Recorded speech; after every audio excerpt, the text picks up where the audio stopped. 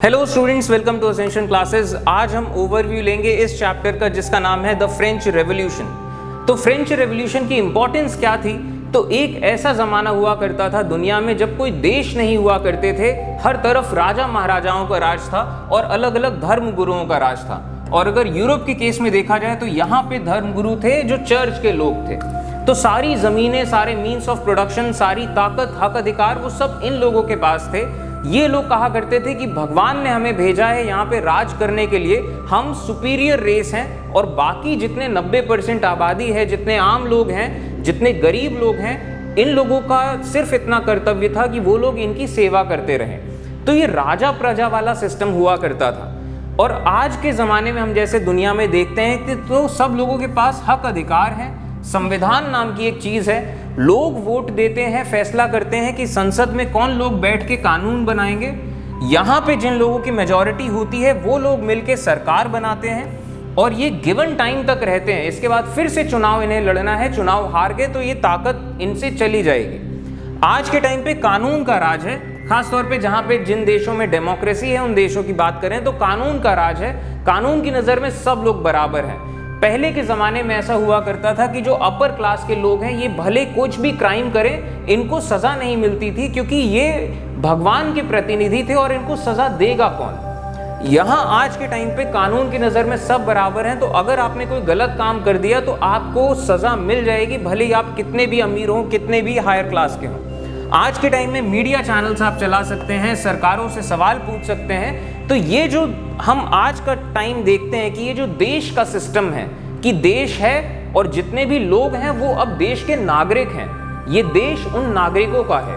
तो ये जो चेंज आया कि राजा की प्रजा से लेके देश के नागरिक, ये कोई एक दिन में नहीं हुआ है। न जाने कितने लोगों ने कितनी लड़ाइयाँ करी हैं अपने अपने राजाओं से, तब जाके ये सिस्टम बन पाया है कि राजशाही को ख़त्म किया गया है और एक संविधान लाया गया है, सिस्टम बनाए गए हैं, तब जाके चीज़ें पॉसिबल हो पाई हैं और लोगों को हक अधिकार मिल पाए हैं। तो सबसे पहले हम शुरुआत करते हैं यूरोप का मैप देखने से कि आज से 300 साल पहले यूरोप दिखता कैसा था।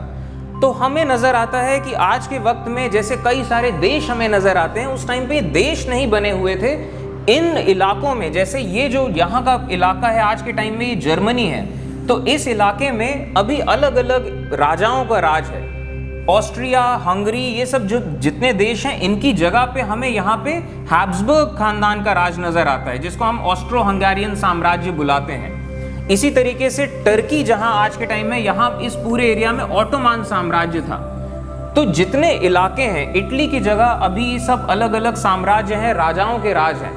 तो ये था यूरोप 300 साल पहले। और 300 साल पहले कोई भी ऐसा इलाका नहीं था जिसको आप प्रॉपर तौर पे देश बोल सकें, जहाँ संविधान है, जहाँ एक प्रॉपर तौर पे सिस्टम चलते हैं। तो अब इस टाइम की बात हो रही है। यहाँ फ्रांस के लेवल पे अगर हम देखें तो फ्रांस में इस टाइम पे राज था लुई 16 का और इनकी वाइफ थी मैरी एंटोनेट। और राजाओं की आपस में, राजशाही परिवारों में आपस में शादी होती है। तो मैरी एंटोनेट जो थी ये हैब्सबर्ग खानदान की बेटी थी, ये ऑस्ट्रो हंगेरियन साम्राज्य की। इस फैक्ट का अभी काम थोड़े टाइम बाद आएगा जब आप लिंक कनेक्ट करेंगे। तो यहाँ पे अब शुरुआत होती है। फ्रेंच रेवोल्यूशन था क्या? तो 14 जुलाई 1789 और पेरिस, यहाँ पे लोग जो राजभवन था उसके आगे खड़े हुए थे, प्रोटेस्ट कर रहे थे और बहुत ज़्यादा नाराज़ थे जो वहाँ के राजा हैं, क्योंकि बहुत ज़्यादा भुखमरी हो रखी थी और महंगाई बहुत ज़्यादा बढ़ रखी थी। तो लोग अपना बस प्रोटेस्ट बता रहे थे यहाँ, और इतनी नाराज़गी थी लोगों के अंदर। इसी टाइम पे एक खबर फैल गई कि राजा अपनी सेना भेज रहे हैं जिससे कि लोगों को तितर बितर किया जा सके। तो लोगों में अफरा तफरी मच गई और लोग तैयार हो गए लड़ने के लिए। अब लड़ने के लिए लोगों के पास उस टाइम पे हथियार नहीं थे, तो अब बात उठी कि हथियार कहाँ से लाए जाएं। तो यहाँ पे एक बेस्टाइल का किला था जहाँ पे बहुत सारे लोगों को कारागार में रखा जाता था, यहाँ हथियार भी थे। तो लोगों ने, पब्लिक ने मिलके बेस्टाइल के किले पे हमला किया। यहाँ के जितने गार्ड्स थे इनसे लड़ाई करी, और इतने सारे पब्लिक से कितनी देर तक लड़ पाते गार्ड्स। तो यहाँ बेस्टाइल की लड़ाई हुई और इस तरीके से सारे गार्ड्स को इन्होंने मार दिया, उनकी गर्दनों को काट के इस तरीके से सरेआम घुमाया है उन्होंने। और बेस्टाइल के किले पे लोग चढ़ गए और अपने हाथों से सब किले की ईंटें, दीवारें सब तोड़ गए। और आज के टाइम पे भी फ्रांस में अलग अलग जगहों पे ये बेस्टाइल की ईंटें मौजूद हैं जो दिखाती हैं कि राजशाही को किस तरीके से फ्रांस की जनता ने मिल के एकता से, भाईचारे से मिल के सबने लड़ाई करी, खत्म किया और ये हक अधिकार जीत पाए। तो ये थी फ्रेंच रेवोल्यूशन की बेसिक स्टोरी। और आगे के टाइम में इन्होंने अपने राजा पे केस चलाया, राजा को राजगद्दी से हटा दिया और फिर राजा को ख़त्म भी कर दिया और एक रिपब्लिक इस्टेब्लिश किया। तो ये सब जो चीज़ें हमने देखी कि फ्रांस की जो पब्लिक है वो अपने राजा की आर्मी से ही लड़ गई। ऐसा क्यों? अगर हम इसके रीजंस को देखें तो किसी भी रेवोल्यूशन में एक बहुत बड़ा रीज़न होता है गरीबी, भुखमरी और चीज़ों की कीमतें इतनी ज़्यादा बढ़ जाना कि लोग अब भूख की वजह से वो नाराज़गी बहुत ज़्यादा हो जा रही राजा के खिलाफ। मोर और लेस यही सब चीज़ें फ्रांस में भी हुई। तो अगर यहाँ का हम सीन देखें तो क्यों लोगों के अंदर इतनी नाराज़गी बढ़ी, यहाँ से शुरुआत करते हैं। इसको समझने के लिए आपको समझना पड़ेगा फ्रांस की सोसाइटी कि फ्रांस का समाज कैसा था 18th सेंचुरी में। तो फ्रांस का समाज कुछ इस तरह का था 18th सेंचुरी के आसपास। तो सबसे टॉप पे तो थे राजा, जो कि ऑब्वियसली टॉप मोस्ट पोजीशन है। इसके बाद समाज 3 हिस्सों में डिवाइडेड था। जो फर्स्ट हिस्सा था, जो पहली क्लास थी, इनको कहा जाता है फर्स्ट एस्टेट। इसमें क्लर्जी के लोग थे, क्लर्जी कहा जाता है जो चर्च का जो समाज है। इसके बाद सेकेंड एस्टेट जिसमें राजशाही के लोग थे, यानी कि नोबिलिटी के लोग थे। इन दोनों एस्टेट्स को कंबाइन किया जाए तो करीब करीब 10% आबादी थी इनकी और तकरीबन सारी ज़मीनें इन लोगों की हुआ करती थी। आपके बुक्स में 3 to 4% पॉपुलेशन दी है। इसके बाद ये लोग टैक्स कलेक्ट करते थे from third estate. Third estate कौन लोग? ये थर्ड एस्टेट के लोग थे जो कि आम जनता थे, डेमोस, ऐसे लोग जिनके पास ज़मीन नहीं है। और जब डेमोस लोगों का राज होता है उसी चीज़ को डेमोक्रेसी कहा गया। तो इन लोगों के पास कोई ऐसे हक अधिकार नहीं थे। इनकी ज़िंदगी का पर्पज़, इनको बचपन से ये कहा जाता था कि आपको बस सेवा करनी है चर्च की और राजा की। और सारा का सारा टैक्स ये लोग दिया करते थे। टीथे नाम का टैक्स ये चर्च को देते थे, टैले नाम का टैक्स ये लोग राजा को देते थे। तो कुछ ये वाला सिस्टम है। और इन्हीं 90% लोगों के अंदर ये वाली फीलिंग एक टाइम के बाद आने लगी कि हम ज़्यादातर पूरी आबादी हैं तो हम हैं देश, और हम ही अगर नहीं हैं तो फिर इस देश में है क्या। तो खैर ये चीज़ें थी, किस तरह का समाज था और किस तरीके से अपर क्लास के लोग खुद को एक दैवी शक्ति के साथ दिखाया करते थे कि हमें भगवान ने भेजा है राज करने के लिए। तो ये पूरा समाज फ्रांस का, और उसे इस तरीके से डिनोट किया गया है कि किस तरीके से दोनों एस्टेट्स के लोग, राजशाही के लोग और चर्च के लोग मिल के एक्सप्लॉइट कर रहे हैं जो थर्ड एस्टेट के जो गरीब वर्ग के लोग हैं। कि ये गरीब वर्ग के लोग ही खेती किसानी करते हैं, सारी मेहनत करते हैं, और ये लोग दरअसल में है सारा बोझ ढो रहे हैं इन दोनों अपर क्लासेस का। तो इस तरीके से ये पेंटिंग्स बनाई जाने लगी इनके अंदर, गरीबों के अंदर, ये वाला कॉन्शियसनेस जगाने के लिए। अब वापस आते हैं फ्रांस के फैमिली पे एंड फ्रांस के पूरा सिस्टम में। तो अब यहाँ से शुरू होती है स्टोरी लाइन। तो 1700s का ये जो टाइम था, ये टाइम था राइवलरी का ब्रिटेन और फ्रांस के बीच में कि वर्ल्ड पावर कौन होगा। ये वेस्ट यूरोप के इलाके वाले दोनों इलाके थे जिनके पास समंदर का कंट्रोल था। तो ये समंदर के रास्ते निकलते हैं और दुनिया के अलग अलग जगहों में अपनी कॉलोनीज बसाना शुरू करते हैं। तो दुनिया का वर्ल्ड डोमिनेशन, सबसे बड़ी पावर कौन होगा, इसके चलते इन दोनों के बीच में बहुत लड़ाइयाँ हुई, एंग्लो फ्रेंच वॉर्स। और इसी 1700s के टाइम में ब्रिटेन ने एक और लड़ाई देखी। तो नॉर्थ अमेरिका के हिस्से में ये यूरोपियंस पहुंचते रहे। यहाँ के नेटिव अमेरिकन जो थे, इंडिजिनस पीपल, इनको हटा हटा के ये यूरोपियंस बसते रहे। और इस तरीके से इन्होंने यहाँ पे न्यू इंग्लैंड बसा दिया, यहाँ पे एक न्यू फ्रांस बसा दिया, न्यू स्पेन बसा दिया। तो अलग अलग जगहें ये अलग अलग यूरोपियन पावर्स ने कंट्रोल करना शुरू किया नॉर्थ अमेरिका में। तो ये जो ब्रिटिश कॉलोनीज थी, इन्होंने एक टाइम के बाद, पहले तो ये न्यू ब्रिटेन थे, न्यू ब्रिटेन से जो इनकी अगली पीढ़ियां आई उनके अंदर एक नई आइडेंटिटी आ चुकी थी जो कि थी अमेरिकन आइडेंटिटी। तो उन्होंने ये कहना शुरू किया कि हम इतना सारा टैक्स ब्रिटिश क्राउन को नहीं देंगे, और अगर ब्रिटिश क्राउन को हमसे टैक्स लेना है तो हमें रिप्रेजेंटेशन देना पड़ेगा। यहाँ पे जो कुछ भी फैसला होगा यहाँ के लोग डिसाइड करेंगे। इसके चलते इन्होंने लड़ाई कर ली ब्रिटिश क्राउन से, और इसी चीज को कहा जाता है अमेरिकन वॉर ऑफ इंडिपेंडेंस। और आजाद होने के बाद, ब्रिटिशर्स को हटाने के बाद वहां से अमेरिकन्स ने बनाया अपना संविधान, और संविधान में अमेरिका ने पहली बार, दुनिया के इतिहास में पहली बार एक नायाब सा काम किया।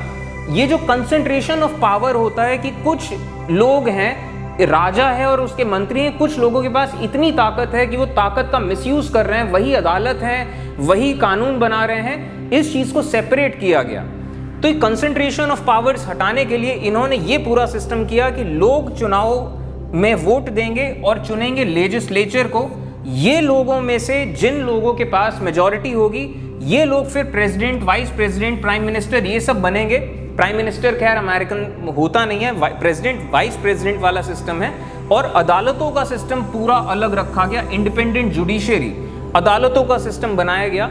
तो इस तरीके से यूनाइटेड स्टेट्स ने ये वाला काम पहली बार करके दिखाया। और ये जो चर्च के लोग थे, ये हमेशा ये कहा करते थे कि अगर राजशाही को हटा दिया गया, चर्च को हटा दिया गया, तो भगवान नाराज हो जाएंगे, जलजला आ जाएगा, ऐसा हो जाएगा, वैसा हो जाएगा। लेकिन ऐसा कुछ भी नहीं हुआ, बहुत स्मूथली सब कुछ चल रहा था। तो अमेरिका ने ये जो लड़ाई करी, इस लड़ाई करने के बाद बना यूनाइटेड स्टेट्स, और वक्त के साथ इन्होंने बाकी सारे पावर्स को भी हराना शुरू किया और वेस्ट की तरफ एक्सपैंड करना शुरू किया, और तब जाके यूनाइटेड स्टेट्स बना आज के टाइम में हम जैसा उसे देखते हैं। तो ये जो अमेरिकन वॉर ऑफ इंडिपेंडेंस हुई, जहां पे अमेरिका ने लड़ाई करी ब्रिटेन के साथ, इसमें ब्रिटेन के दुश्मन थे फ्रांस। तो फ्रांस ने मदद करी अमेरिका की, इन्होंने बहुत सारे जहाज दिए, बहुत सारी सेनाएं भेजी, बहुत सारा हथियार दिया अमेरिका को, और जिसके चलते बहुत सारा पैसा फ्रांस का खर्च हुआ। इसके अलावा फ्रांस की जो राजशाही थी, उनको ऐसे बड़े बड़े महल बना के रखने थे, अपने ऐशो आराम अय्याशी की चीज़ें करनी थी, बहुत सारे महंगी महंगी चीज़ें खरीदनी थी। तो इस सब के चलते जो इनका राजकोष था, ये ख़त्म होते जा रहा था। इन्होंने बहुत सारा पैसा लिया था अलग अलग लोगों से, अमीर लोगों से, उनको वो पैसा भी लौटाना था, और 10% इंटरेस्ट ये लोग चार्ज कर रहे थे। तो ये पैसा भी इनको वापस देना था, और राजकोष खाली हो रहा था। तो यहाँ पे फ्रांस के राजशाही के आगे एक नया चैलेंज आता है कि हम पैसा कैसे बढ़ाएं। तो जो राजा थे वो इस बारे में कन्विंस हो गए कि अब वो वक्त आ गया है कि हमें टैक्स बढ़ाना पड़ेगा। अच्छा, टैक्स देगा कौन? तो टैक्स तो देना है आम जनता को। अब यहाँ पे आपको थोड़ा सा आइडिया लगना शुरू होगा कि ये जो आम जनता थी, इसके अंदर ये नाराजगी बढ़ना क्यों शुरू हो गई। तो फ्रांस के जो राजा थे, इन्होंने डिसाइड किया कि ये और ज़्यादा टैक्स लगाएंगे, और ये टैक्स देना है आम जनता को ही, क्योंकि राजशाही के लोग या चर्च के लोग टैक्स नहीं देते हैं। तो अब जो आम जनता है वो वैसे ही सरवाइव करने के लिए स्ट्रगल कर रही है। तो अब ज़रा देखते हैं कि हो क्या रहा था फ्रांस की आम जनता में उस टाइम।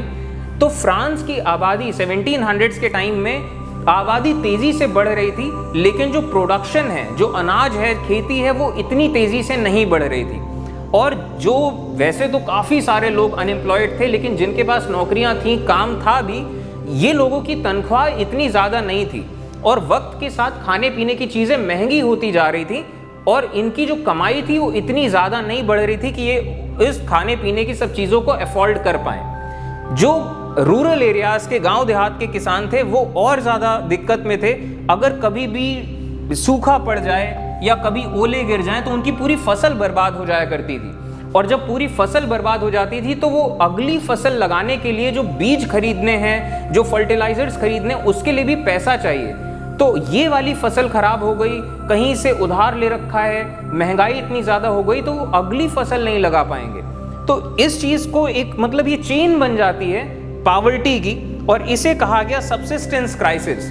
तो जो गरीब लोग थे बहुत ज़्यादा तकलीफ में थे, और ऊपर से अगर आप राजा के खिलाफ कुछ बोल दो या चर्च के खिलाफ कुछ बोल दो या अपना कुछ ख्याल कल्पनाएं कुछ बता दो, तो उसको राजद्रोह में गिना जाएगा, उसको अलग अलग चीज़ों से और अलग अलग सजाएं दी जाएंगी। और जैसे लोगों को जिंदा जला दिया जाता था, एक जनरल प्रैक्टिस थी चर्च की। तो जो लोअर क्लास के लोग हैं, जो गरीब लोग हैं, वो वैसे ही बहुत तंगहाल है, बहुत परेशान है। यहीं पे राइज होना शुरू होता है 1700s में मिडिल क्लास का। तो इससे पहले के जो ज़माने थे, उन ज़मानों में ऐसा होता था कि एग्रीकल्चर बेस्ड इकोनॉमी हुआ करती थी, कि सिर्फ खेती किसानी हो रही है, तो दो वर्ग बनते थे, एक वर्ग जिसके पास जमीनें हैं और एक वर्ग जिसके पास जमीनें नहीं हैं। तो जिसके पास जमीनें हैं वो ताकत वाले लोग, जिसके पास जमीनें नहीं है वो आम जनता, प्रजा। अब जैसे जैसे वक्त आगे बढ़ा तो इंडस्ट्रियल इकोनॉमी की शुरुआत हुई, तो फैक्ट्रीज लगने लगी, इंडस्ट्रीज लगने लगी, एजुकेशन आगे बढ़ रही है, कोर्ट्स लग रहे हैं, तो फिर अलग अलग पढ़े लिखे लोग आ रहे हैं, वकील आ रहे हैं, जज आ रहे हैं। तो इस तरीके से एक मिडिल क्लास का राइज हो रहा था। अब लोगों की नाराजगियों की अगर बात करी जाए तो जो गरीब लोग हैं, ऐसा इतिहास में ऐसा पहली बार तो हो नहीं रहा था कि गरीब लोग महंगाई से, भुखमरी से तंग हैं। इससे पहले भी इतिहास में कई बार ऐसा हुआ है कि गरीब लोगों ने मिल के राजशाही से लड़ाई कर ली है, राजशाही को हटा भी दिया है। लेकिन गरीब लोग उस टाइम पे मतलब ऐसा इतने पढ़े लिखे नहीं थे, तो इस तरीके से ये कभी भी सोशल या इकोनॉमिक ऑर्डर्स जो थे उसको चेंज नहीं कर पाए थे। तो ये जो सिस्टम ऑफ ऑपरेशन था वो वैसा का वैसा ही बने रहता था। अब यहाँ पे राइज जब होता है मिडिल क्लास का, ऐसे लोग जो कि पढ़े लिखे हैं, और यहाँ तक प्रिंट मीडिया का राइज हो चुका था, किताबें खूब लिखी जा रही थी, पैम्पलेट्स, मैगजीन्स छप रहे थे, लोगों के ख्याल पहुँच रहे थे दूर दूर तक लोगों तक, और लोगों के दिमाग खुल रहे थे, नई कल्पनाएं, नई सोच उभर रही थी। तो अब ये जो मिडिल क्लास थे ये कहाँ से आए? तो ये जो ट्रेड हो रहा था, जो मैन्युफैक्चरिंग हो रही थी, ओवरसीज ट्रेड, इस सब से ये लोग पैसा कमा रहे थे, थोड़ा पैसे वाले हो रहे थे और पढ़े लिख रहे थे, इनके बच्चे और आगे बढ़ रहे हैं और नए ख्यालों की दुनिया बना रहे हैं। तो ये सब जो मिडिल क्लास है, ये थर्ड एस्टेट में ये एक नई एंट्री थी जो थर्ड एस्टेट को और पावरफुल बना रहा था, क्योंकि थर्ड एस्टेट में इससे पहले ये सब गरीब किसान लोग और मजदूर लोग, सिर्फ यही लोग थे। थर्ड एस्टेट में अब ऐसे भी लोग आ रहे थे जो कि बिजनेसमैन हैं, मर्चेंट्स हैं, लॉयर्स हैं और पढ़े लिखे जानकार लोग। और एक और चीज, आप किसी अनपढ़ आदमी को या किसी गरीब आदमी से उसके हक अधिकार छीन सकते हैं, उसको एहसास दिला सकते हैं कि नहीं तुम हमसे कम हो, हम तुमसे सुपीरियर हैं, हमको भगवान ने भेजा है। तो गरीब आदमी एक बार को मान लेगा अनपढ़ आदमी। किसी पढ़े लिखे आदमी से अगर आप ये बोलो भगवान ने हमको चुना है, हम सुपीरियर हैं, तो वो आपकी बात नहीं मानेगा, आप उससे हक अधिकार उसके नहीं छीन पाएंगे। तो यहाँ पे ये चीज हो रही थी कि एक मिडिल क्लास का जो राइज हो रहा है, वो मिडिल क्लास अब थर्ड एस्टेट को लीड कर रहा था। ऐसे बहुत सारे थिंकर्स, फिलोसोफर्स आ रहे थे जिनका ये मानना था कि ये जो सिस्टम है, ये राजाओं का सिस्टम और जो चर्च का सिस्टम, ये फ्रॉड है और ऐसा कुछ नहीं है कि भगवान ने कुछ लोगों को अलग से सुपीरियर बनाया है, बाकी लोगों को सिर्फ इसलिए बनाया है कि वो इनकी सेवा करें। ऐसा कोई सिस्टम नहीं है। जबकि जो कायदे का समाज होता है, उस कायदे के समाज में जो राजशाही है वो प्रजा के साथ एक कोऑर्डिनेशन बना के रहना चाहिए और उनको उनके हक, अधिकार, आवाज ये सब देना चाहिए। तो ऐसे ही थिंकर्स, फिलोसोफर्स आ रहे थे और इन लोगों की जो कही हुई बातें हैं, इन लोगों की लिखी हुई किताबें हैं, वो बहुत ज़्यादा चर्चा हो रही थी। जो लोग नहीं भी पढ़ सकते हैं उन तक ये किताबें पहुंच रही थी। और ये इस तरीके से ये ख्याल जो हैं और ये नेशनलिज्म वाला जो ख्याल है, ये बहुत तेज़ी से प्रोपोगेट हो रहा था कि ये जो राजशाही है, कि ये राजा और चर्च का जो राज है, इसको हटा के हम सब गरीब लोग मिलके अपना एक देश बनाते हैं, जिस देश में कानून का राज होगा, अदालतें होंगी, जहां पे हम गरीब लोग वोट दे के चुनेंगे कि कौन राज करेगा, और इस तरीके से सबके हक अधिकार होंगे और हम गरीब लोगों की, आम लोगों की जिंदगियां बेहतर हो रही होंगी। तो ये जो ख्याल है कि हम राजशाही को खत्म करेंगे और एक देश बनाएंगे, एक डेमोक्रेसी बनाएंगे, ये ख्याल बहुत ज़्यादा ताकतवर हो रहे थे। हम यहाँ पे बहुत ज़्यादा डेप्थ में नहीं जा रहे हैं, एक एक चीज़ जैसे कौन सी किताबें लिखी गई, क्या है क्या नहीं, यहाँ पे हम बहुत ऊपर से ओवरव्यू देख रहे हैं। हमारे डेप्थ के लिए अगर आप चाहें तो हमारे क्लासेस आप ज्वाइन कर सकते हैं, हमारे नंबर पे कांटेक्ट करके। वहाँ पे हम MCQs और एक एक लाइन डिस्कस करना, ये सब करेंगे। यहाँ पे ओवरव्यू अभी हम देखते हैं। तो ये वाली जो चीज़ थी कि डिविजन ऑफ पावर्स, कि अगर पावर्स अलग अलग डिस्ट्रीब्यूटेड हैं तो जो एग्जीक्यूटिव लोग हैं जिनके पास एक्चुअल में ताकत है, इन लोगों की ताकत का मिसयूज नहीं कर पाएंगे। अगर इन लोगों ने अपनी ताकत का मिसयूज किया किसी आम आदमी से, तो वो आम आदमी जा सकता है कोर्ट के पास, और ये अदालतें बिल्कुल इंडिपेंडेंट हैं। और ये अदालतों ने अगर पा लिया कि प्रेसिडेंट तक अगर दोषी है तो प्रेसिडेंट तक को सजा हो जाएगी। तो ये जो सिस्टम है, ये सिस्टम इक्वालिटी का सिस्टम है। लोग वोट दे के फैसला करेंगे कि कौन लेजिस्लेचर में बैठेगा। तो इस तरीके से ये मॉडल टेस्ट भी किया जा चुका था यूएसए में और बहुत परफेक्टली ये सिस्टम चल रहा था। तो यही सिस्टम की बातें होती थी, कल्पना होती थी कि ये सिस्टम हम फ्रांस में ला सकते हैं और इस तरीके से आम लोगों की, गरीबों की जिंदगियां बेहतर हो जाएंगी। तो अब यहाँ पे होता है अगला पार्ट जो इस चैप्टर का है, वो है आउटब्रेक ऑफ रेवोल्यूशन। किस तरीके से रेवोल्यूशन की शुरुआत होती है। तो रेवोल्यूशन की शुरुआत ऐसे ही हुई कि राजा ने फैसला किया कि टैक्स बढ़ाए जाने हैं और आम जनता वैसे ही इतने तंगहाल, बुरे हाल में थी, उन्होंने टैक्स बढ़ाने से इनकार कर दिया। तो शुरुआत कैसे होती है कि राजा के हाथ में ये चीज़ नहीं है कि वो टैक्स अपने आप से यूं ही बढ़ा दे। तो इनको, राजा को एस्टेट्स जनरल की मीटिंग्स बुलानी पड़ती हैं। एस्टेट्स जनरल की मीटिंग लास्ट टाइम 1614 में बुलाई गई थी। इसके बाद से सोचिए एस्टेट जनरल की मीटिंग नहीं हुई थी। तो राजा ने एस्टेट जनरल की मीटिंग बुलाई। अब यहाँ पे तीनों अलग अलग क्लासेस के लोग बैठे थे, क्लासेस कह लीजिए चाहे स्टेट्स कह लीजिए। तो फर्स्ट एस्टेट के लोग क्लर्जी के लोग, सेकेंड एस्टेट के लोग नोबिलिटी के लोग और थर्ड एस्टेट यानी कि आम जनता के लोग। तो इन दोनों एस्टेट से 300 मेंबर्स आए और जो थर्ड एस्टेट था इसके 600 मेंबर्स आए। और ये लोग जब एक साथ आते हैं उस हॉल में, तो यहाँ पे जो गरीब लोग हैं थर्ड एस्टेट के, उनको तो एंट्री नहीं मिली, लेकिन जो पढ़े लिखे प्रॉस्पेरस थोड़े अमीर लोग थे थर्ड एस्टेट के, इनको एंट्री मिली। और ये सब चिट्ठियाँ लाए थे, सब गरीब लोगों की लिखी हुई। अब यहाँ पे वोटिंग शुरू होती है कि क्या टैक्स बढ़ाए जाने चाहिए। तो फ्रांस का सिस्टम हमेशा से कुछ ऐसा था कि जितने 3 अलग अलग क्लासेस हैं, तीनों को एक एक वोट दिया गया था। तो क्लर्जी से पूछा गया कि क्या टैक्स बढ़ाए जाने चाहिए, इन्होंने कहा कि हाँ टैक्स बढ़ाए जाने चाहिए। नोबिलिटी से पूछा गया क्या टैक्स बढ़ाए जाने चाहिए, हाँ टैक्स बढ़ाए जाने चाहिए। थर्ड एस्टेट से पूछा गया क्या टैक्स बढ़ाए जाने चाहिए, इन्होंने कहा कि नहीं, टैक्स नहीं बढ़ाए जाने चाहिए। लेकिन क्योंकि ऐसा है कि 2 एस्टेट्स ने हाँ बोल दिया है और एक एस्टेट मना कर रहा है, तो मेजॉरिटी इन दोनों की है। आपको एज अ व्यूअर देख के ये समझ में आ रहा होगा कि ये सब फ्रॉड है, ये फॉल्टी सिस्टम है। लेकिन जो जिनके पास ताकत होती है वो सिस्टम्स कुछ इसी तरीके से बनाते हैं कि at the end of the day उनको फायदा हो। तो यही सिस्टम, ये फ्रॉड का सिस्टम था उस टाइम पे। तो ये चीज गुस्सा दिला रही थी थर्ड एस्टेट के लोगों को और इन्होंने इस चीज की मांग करी कि थर्ड एस्टेट के जो लोग हैं ये संख्या में बहुत ज्यादा हैं और इनको आप एक आदमी को एक वोट दें, हर मेंबर को एक वोट होना चाहिए। ऐसा नहीं होना चाहिए पूरे एस्टेट को एक वोट मिल रहा है। लेकिन ऑब्वियसली अगर ऐसा हो जाता तो थर्ड एस्टेट पावर में आ जाता और वो टैक्स नहीं बढ़ाने देता। तो जो ऊपर के जो अपर क्लासेस हैं वो है तो ऐसा नहीं चाहते थे, तो इन्होंने इनकी इस मांग को रिजेक्ट कर दिया। अब जब इनकी ये मांग रिजेक्ट हो गई, किंग ने इनके प्रपोजल को मना कर दिया, तो अब ये थर्ड एस्टेट के लोग प्रोटेस्ट में आए। अगले दिन मीटिंग में ऐसा हुआ कि थर्ड एस्टेट के रिप्रेजेंटेटिव्स जब पहुंचते हैं पार्लियामेंट, तो इनके देखते हैं कि पार्लियामेंट के दरवाजे बंद कर दिए गए हैं।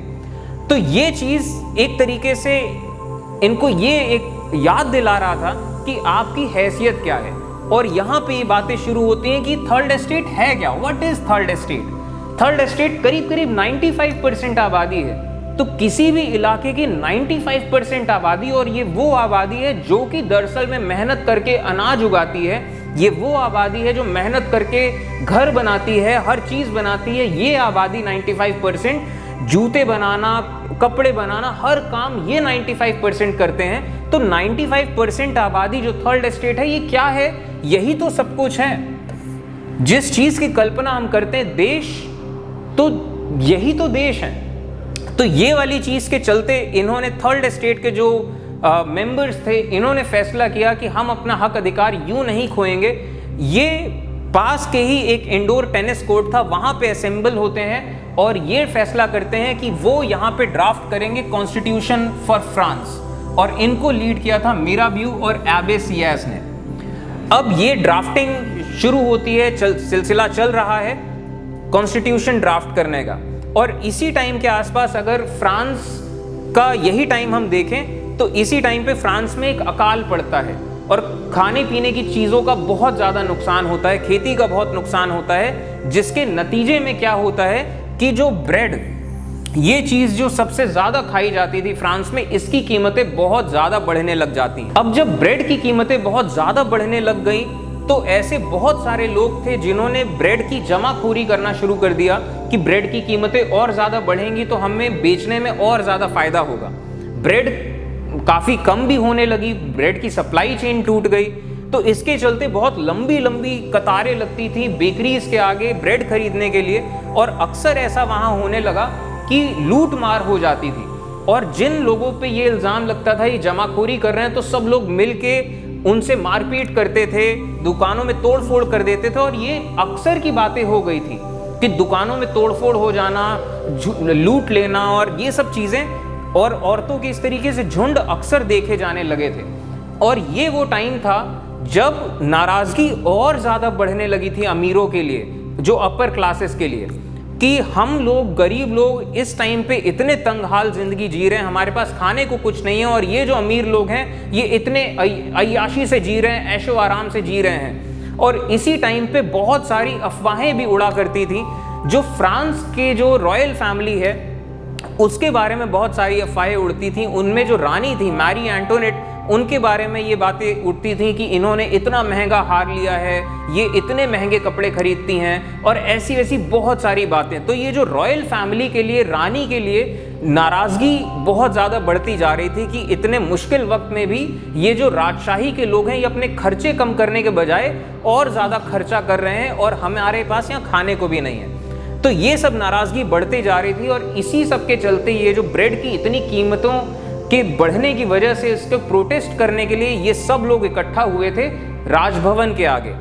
और जब ये राजभवन के आगे इकट्ठा हुए तो फिर यहाँ पे एक खबर आती है कि राजा अपनी सेना भेज रहे हैं लोगों को मार पीट के तितर बितर करने के लिए। तो फिर लोगों ने फैसला किया कि हम अपनी आर्मी बनाते हैं, पीपल्स मिलिशिया, और अपनी आर्मी बनाते हैं तो इनको हथियार चाहिए, और हथियार मिलेंगे बैस्टाइल के किले में। और इन्होंने चढ़ाई कर दी बैस्टाइल के किले पे। तो ये सब कुछ तो हो रहा था यहाँ के शहर के इलाके में, पेरिस में। ये गार्ड्स को इनकी गर्दन काट के इस तरीके से डंडों में लहराते हुए लेके जाना, ये एक सिंबल था कि हम राजशाही को किस तरीके से चैलेंज कर रहे हैं। जितने गवर्नमेंट बिल्डिंग्स थे उसके आसपास लोग इकट्ठा हो गए। गांव देहातों में एक खबर फैल गई कि राजा जो है, राजा की सेनाएं जो हैं वो बदला लेने के लिए लोगों की फसलें जलाने आ रही हैं। तो यहाँ पे लोग तैयार हो गए कि यहाँ पे भी हमें लड़ाई करनी है राजा की सेनाओं से। और इन सब लोगों ने डर के मारे कि इससे पहले ये कुछ करें हम ही अटैक करते हैं, तो लोगों ने अटैक करना शुरू कर दिया। जो चर्च के लोग थे, जो नोबिलिटी के लोग थे, और जितने भी टैक्सेशन के ड्यूज हैं, जितने बही खाते हैं, इनको आग लगाना शुरू किया। और जितने नोबिलिटी चर्च के लोग हैं ये गांव देहातों से छोड़ छोड़ के अपनी जान बचा के भागने लगे। तो ये सब पूरा सिलसिला चल रहा था माइग्रेशन का। और ये जो खबरें हैं फ्रांस में क्या हो रहा है, ये पूरी खबरें पहुंच रही थी पूरे यूरोप में। अब ये सब जो अपराइजिंग हो रही थी, इस सब अपराइजिंग के चलते जो राजा थे लुई 16, उन्होंने एक चीज एहसास कर लिया था कि लोगों को थोड़ा दिलासा देना पड़ेगा कि लोग शांत हों, इनकी कुछ मांगे माननी पड़ेंगी। तो फाइनली इन्होंने इस बात के लिए राजी हो गए कि एक संविधान होगा जिस संविधान के चलते फिर काम किया जाएगा। संविधान इनके राजा की ताकतों को लिमिट करेगा कि अब राजा अपने मन माने ढंग से राज नहीं कर सकता, मन माने ढंग से टैक्स नहीं लगा सकता, लोगों के हक अधिकार होंगे, और ऐसे कई सारे चेंजेस कि ये संविधान होगा। और अब इस तरीके से फ्रांस चेंज होता है कॉन्स्टिट्यूशनल मोनार्की में। कुछ और फैसले किए गए, जैसे ये नेशनल असेंबली ने जो फ्यूडल सिस्टम था, इस फ्यूडल सिस्टम को खत्म किया कि लोग पहले उस जमीन से टाइड होते थे कि इसी जमीन में आपको काम करना है, आप कहीं और नहीं जा सकते। ये फ्यूडल सिस्टम खत्म किया गया। चर्च से बहुत सारी जमीनें ली गई, बहुत सारी प्रॉपर्टीज ली गई, बहुत सारा जब्त किया गया। 2 बिलियन लिवर्स इतने वर्थ ऑफ एसेट्स एक्वायर किए सरकार ने चर्च से। तो ऐसे कई सारे चेंजेस आ रहे थे और फ्रांस इस तरीके से बना कॉन्स्टिट्यूशनल मोनार्की। मोनार्की यानी कि राजशाही है, लेकिन राजा अपने मन मर्जी का काम नहीं कर सकता, वो एक संविधान से चलेगा। तो ये इस तरीके से फ्रांस एक कॉन्स्टिट्यूशनल मोनार्की बनता है और एक संविधान ड्राफ्ट किया जाता है। 1791 में ये संविधान जाके कंप्लीट होता है और इसका मेन ऑब्जेक्टिव ये था कि राजा की सेना पे एक लिमिट लगाना। और यहाँ पे आती है ये वाली बात कि हक अधिकार तय किए गए, एक प्रियम्बल बनाया गया संविधान का और लोगों को हक अधिकार दिए गए और एक पूरा सिस्टम बनाया गया कि किस तरीके से जितने भी लोग हैं ये लोग वोट देंगे और इलेक्टर्स को चुनेंगे। ये इलेक्टर्स फिर चुनेंगे नेशनल असेंबली को।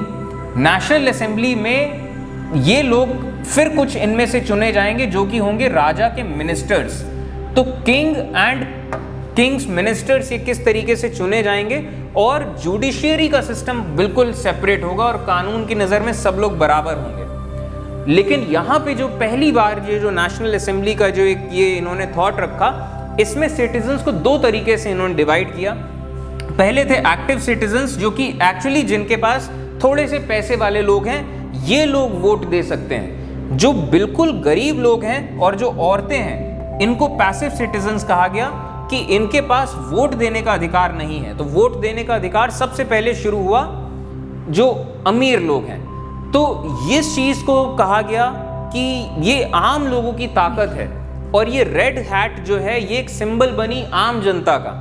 तो ये डेमोन्स्ट्रेशन जैसे दिखा रहे हैं कि ये इन्होंने राजगद्दी को खींच लिया है और किस तरीके से राजशाही के लोग गिर रहे हैं। तो ये इस तरीके से सिंबलाइज किया गया फ्रेंच रेवोल्यूशन को। तो कॉन्स्टिट्यूशन जो बनाया गया 1791 का, इसमें सारी ताकतें आ गई नेशनल असेंबली के पास और जो कि इनडायरेक्टली इलेक्टेड होगी। और इसके बाद कई सारे और चेंजेस किए गए। यहाँ पे वोट वही दे सकते हैं जिनके पास थोड़ा सा पैसा है और कम से कम इतना है कि वो 3 दिन का जो लेबर्स वेज है वो दे सकते हैं। जिनके पास पैसा नहीं है वो अभी भी वोट नहीं दे पा रहे थे और ये चीज़ के चलते एक नाराज़गी अभी भी लोगों के अंदर थी कि जिस वजह से हमने लड़ाई करी है वो अभी भी मकसद सॉल्व नहीं हो पाया है। लेकिन खैर, कुछ नहीं से तो कुछ बेटर। तो कुछ लोग तो खुश हो गए इतने में कि चलो ठीक, इतने चेंजेस हुए। लेकिन ऐसे भी बहुत लोग थे जो कि इस बात को समझ रहे थे कि उन्हें वो चीज़ नहीं मिली। तो जितनी औरतें हैं, जितने और भी गरीब लोग हैं, ये लोग भी चाहते थे कि इनको भी वोट देने का अधिकार मिले। लेकिन इन सब के चलते एक चीज़ ये ज़रूर हो रही थी कि जो नेशनलिज्म की फीलिंग है ये स्ट्रांग होती जा रही थी और इस फीलिंग के लिए एक कुछ कॉमन बिलोंगिंग्स लोग ढूंढ रहे थे, सिंबल्स ऑफ यूनिटी जिसे हम कह सकते हैं। तो अलग अलग ऐसे फ्लैग बनाए गए। पहली बार फ्रांस का एक फ्लैग जैसे डिसाइड किया गया। फ्रांस का पहले फ्लैग जो था वो एक सफ़ेद बिल्कुल एक झंडा था जो कि बर्बन खानदान को डिनोट करता है। यहाँ पे फ्रांस का इस तरीके से ट्राई कलर फ्लैग बनाया गया। ऐसे हिम्स बनाए जा रहे थे, ऐसे स्लोगन्स बनाए जा रहे थे जो कि नेशनलिज्म को बढ़ा रहे थे। और इस तरीके की पेंटिंग्स फ्रांस को सिंबलाइज किया जा रहा था इस तरीके से, एक औरत से, एक मातृभूमि जिसे हम कह सकते हैं। और अब इसके बाद हम ये टॉपिक डिस्कस करेंगे कि फ्रांस किस तरीके से मोनार्की के सिस्टम को ख़त्म करता है और डिक्लेयर करता है खुद को एक रिपब्लिक। तो ये वाला पार्ट अब हम देखेंगे अपने नेक्स्ट पार्ट में।